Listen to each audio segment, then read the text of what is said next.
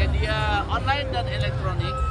Pada hari ini, Partai Buruh bersama beberapa organisasi serikat buruh dan serikat petani Indonesia, antara lain KSPSI Andigani, KSPI, KSBSI, KPBI, FSPMI, FSPKEP, SPN, TSK, dan Serikat Petani Indonesia atau SPI melakukan perayaan May Day serempak di seluruh Indonesia.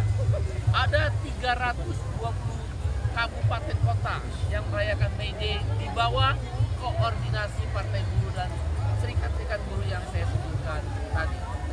Untuk Jawa Barat, Banten, DKI dipusatkan di Istana sampai pukul 12.30 atau 13.00 WIB. Nanti pukul 13.00 bergerak seluruh peserta ke Stadion Madia Senayan di Komplek Gelora Bung Karno. Masa aksi yang datang ke Istana dan Stadion Madia Senayan kurang lebih 50.000 orang. Asal tadi saya sebut Jawa Barat, Banten, DKI, dan organisasi serikat pekerja yang tadi saya sebutkan. May Day kali ini mengangkat dua isu utama. Satu, cabut Omnibus Law Undang-Undang Cipta Kerja. Dua, host hapus outsourcing, tolak upah murah.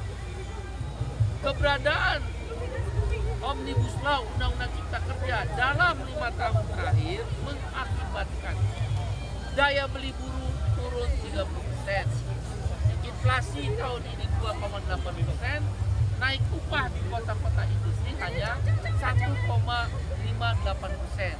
Kita semua termasuk Anda, buruh, karyawan pekerja, nombok 1%. PNS, TNI, Polri, pegawai pemerintah malah mendapatkan nilai yang tinggi kenaikannya. Tidak seimbang dengan kita yang buruh swasta. Karena itu daya beli buruh. Siapa bilang upah naik? Yang disebut upah naik itu adalah upah real. Upah real adalah upah nominal yang kita terima dengan membandingkan pembaginya adalah indeks harga konsumen. Upah real buruh dalam 5 tahun terakhir turun terus, tidak ada yang naik. Karena itu daya beli turun 30%. Maka tolak upah murah atau TUM menjadi isu yang utama. Sedangkan penggunaan outsourcing sekarang, karyawan yang di atas usia 40 tahun dipecat, terutama di tekstil, garment, sepatu. Akibatnya apa? Mereka dipanggil kembali bekerja tapi melalui agen outsourcing. Orang udah bekerja 25 tahun dipecat jadi outsourcing. Orang yang bekerja 30 tahun ada yang jadi outsourcing seumur hidup. Negara tidak hadir melindungi perbudakan modern yang kita sebut outsourcing. Itulah maka kita sebut hapus outsourcing.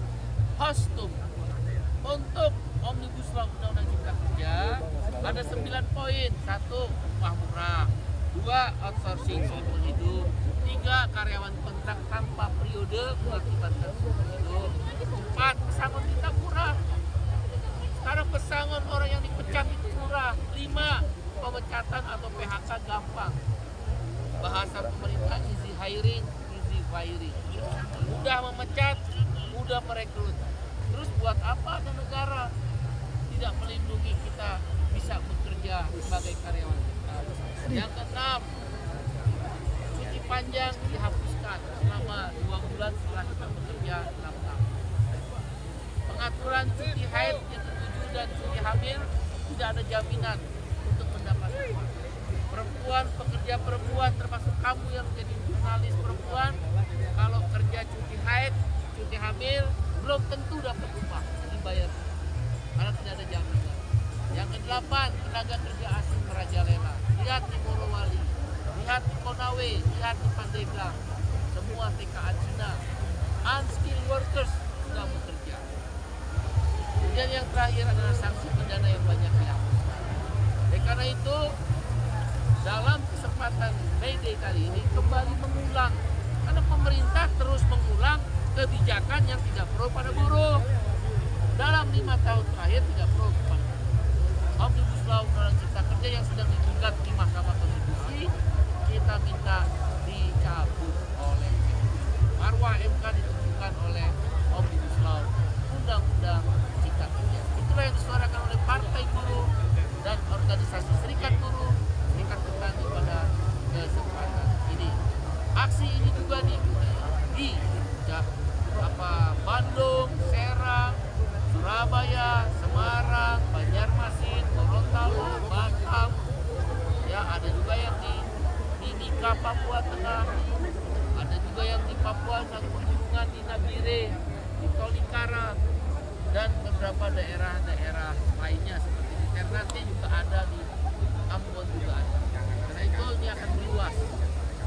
Pada kesempatan ini partai